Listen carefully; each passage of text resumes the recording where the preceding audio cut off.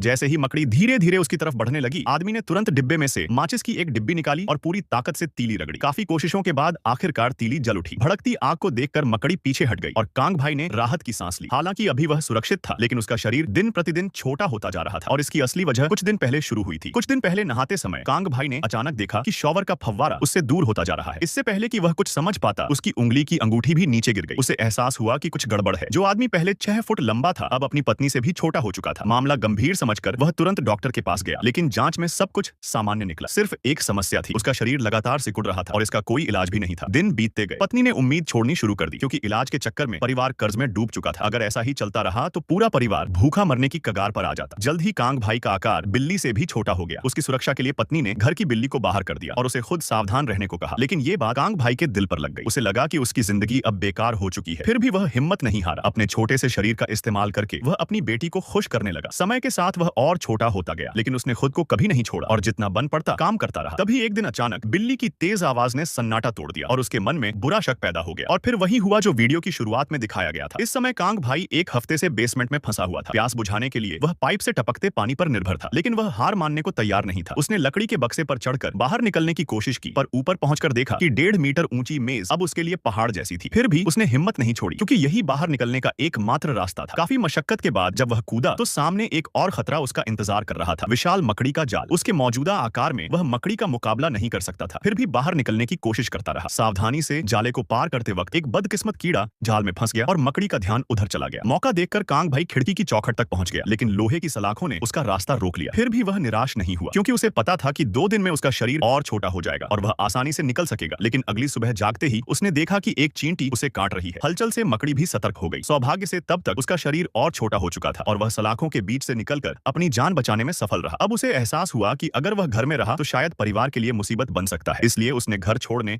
और नई जिंदगी जीने का फैसला किया। इस तरह कांग भाई अपने घर से निकल पड़ा और अपनी किस्मत की एक नई यात्रा शुरू की। यहीं पर कहानी समाप्त